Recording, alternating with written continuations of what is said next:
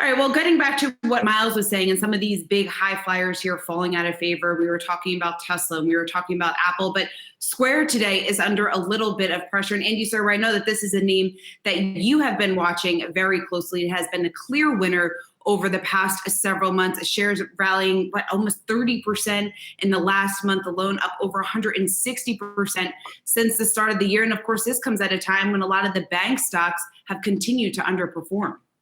Yeah, and it's interesting when you talked about stocks groups that were underperforming today. You said energy, and then you said, well, you've also got Apple and Tesla. I have a new category, a new industry group. It's the insane stocks, and the insane stocks were down a little bit today, like Apple, Tesla, Zoom, CRM was down a little bit, right, as well.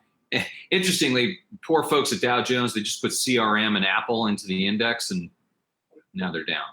First time they've been down ever after they go in the index, but that's okay. That always happens when they add to the index like that. Yeah, and Square, has been a high flyer, of course. The interesting thing to me that with these companies is, what's it going to be like after the dust settles? Now, the dust is not going to settle for a long time. In other words, when we get back to normal, and I actually am of the mind that's not going to be for 18 months. I think that, not only is second half of this year, most 9 months of this year, going to be sort of a wash or a whole different world. But I think 2021 is as well, when we start to get the vaccine, and then we'll get herd immunity plus the vaccine together, and we'll start to see next fall what the world looks like. And then the spring of the following year, we're kind of back to normal. And you can argue with me all you want, and I'm sure I'm wrong, but I'm just putting that out there. And then the question is, what does Zoom look like or Square look like at that point? Okay.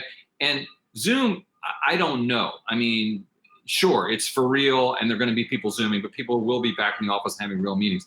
Square, I think, is a slightly different story today, notwithstanding, because I think this was just sort of a momentum booster, and I think that this company is not ever going to really be looking back. In other words, people who are adopting Square are not going to unadopt Square after COVID, because it has so many benefits that legacy banking institutions don't have. It fills different gaps. It's much more efficient, et cetera, et cetera. So, I mean, again, JPM's not going away.